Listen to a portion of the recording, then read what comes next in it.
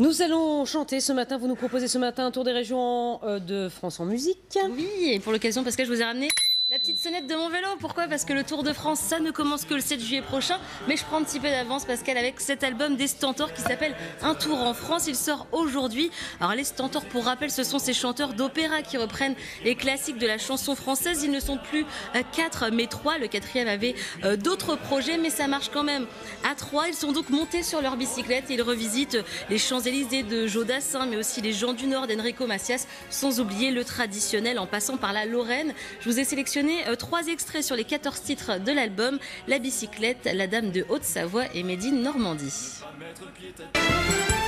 était tous amoureux d'elle, on se sentait pousser des ailes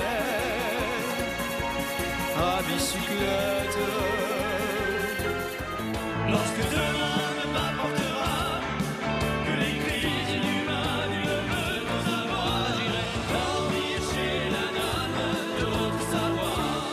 Et puis les filles aux joues rouges qui donnent aux hommes de la main, qui donnent aux hommes de l'amour, l'amour et l'Normandie.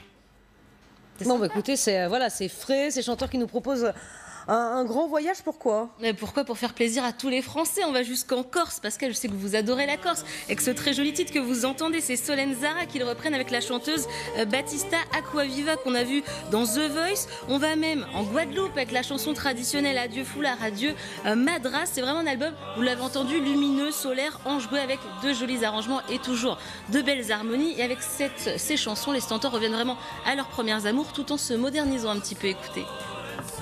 Ce nouvel album, Un Tour en France, finalement, c'est un petit peu aussi un retour aux origines du groupe. C'est une sorte de continuité du premier album, Un Voyage en France. Et on s'est dit que finalement, il y avait de quoi compléter ce premier voyage en France par un Tour de France. Et nous avons pu aller vers un genre musical beaucoup plus rock sur certains titres, chose que nous n'avions pas exploré jusque-là. L'intensité de la voix lyrique avec l'intensité du rock, ça marche super bien.